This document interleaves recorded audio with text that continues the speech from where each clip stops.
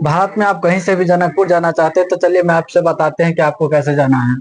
आप जनकपुर धाम 6 दिसंबर को जाना चाहते हैं तो सबसे पहले जानकी मंदिर आपको जो जाना है, तो आप भारत के किसी भी कोना से हैं तो आपको मधुबनी, जयनगर और दरभंगा और उसके बाद सीतामढ़ी, ये 4 पॉइंट है। आप ट्रेन से आ रहे हैं तो जयनगर बॉर्डर ही निश्चित रूप से जाइए। यदि आप बस और बाइक से हैं तो मधुबनी, दरभंगा और सीतामढ़ी तीनों बेस्ट हैं। सबसे पहले सीतामढ़ी की बात करते हैं। यदि सीतामढ़ी से हैं और सीतामढ़ी से आप जनकपुर जाना चाहते थे, सीतामढ़ी से आप NH 227 होते हुए सुरसंड जाइए। सुरसंड से यहाँ पे एक भिट्ठा मोड़ पड़ता है, ये बॉर्डर है।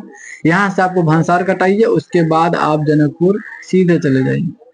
दूसरा रास्ता है, यदि आप दरभंगा से जाना चाहते हैं तो दरभंगा से SS 57 पे आइए। SS 57 से NH 227, फिर उसके बाद सहारघाट।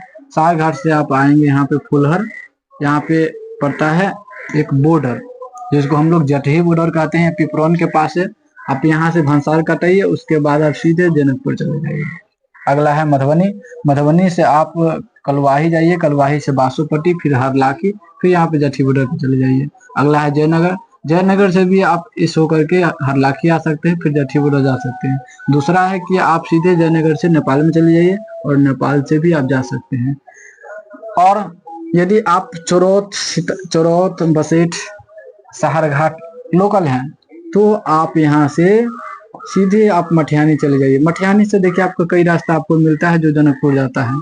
तो मटिहानी में ध्यान देने वाली बात है कि मटिहानी में आप बस पकड़ के जा सकते हैं, 4 चक्का से नहीं जा सकते। 4 चक्का यदि बाइक से जाते हैं तो आपको भंसार नहीं कटेगा, वहां पे विदाउट भंसार आप यहाँ से प्रवेश ले सकते हैं और सीधे आप यहाँ से जनकपुर जाइए। भारत और नेपाल के बीच जो बॉर्डर है ये रहा, तो आप ध्यान देंगे कि इस बॉर्डर से 2 ही जगह से आपको एंट्री मिलेगा, एक ये और एक ये 4 चक्का के लिए।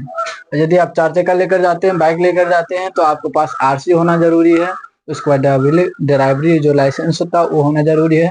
साथ ही हेलमेट तो लेकर भी जाइए, और हेलमेट लेकर जाते हैं तो गली में भी पहन के जाइए। आप नेपाल में घुस गए तो हेलमेट नहीं उतारना चाहिए, नहीं तो आपको फाइन लग सकता है। आप भी जनकपुर जाना चाहते हैं, आप भी जनकपुर धाम विवाह पंचमी में जाना चाहते हैं, माता सीता और प्रभु श्री राम जी का दर्शन करना चाहते हैं, आप बारात में जा सकते हैं या दर्शनार्थी बन के जा सकते हैं। तो इस बार 6 दिसंबर को जाइए और विवाह पंचमी में घूमिए। वहां पे आपको बहुत सारे चीज देखने को मिलेगा। वहां पे राम सीता का जो विवाह जो कैसे हुआ था वो पूरे दिखाया जाता है। उसी जो मिथिला का जो नियम होता है, जो मिथिला का हमारा संस्कृति है, जिसे हम लोग जाने जाते हैं जनकपुर के नाम से, मिथिला के नाम से, तो वो चीज आपको वहां पे देखने को मिलेगा कि मिथिला में कैसे शादी विवाह होता है। वो उसी विधि व्यवस्था के साथ वहां पे विवाह पंचमी होता है। आप जाइए घूम कर।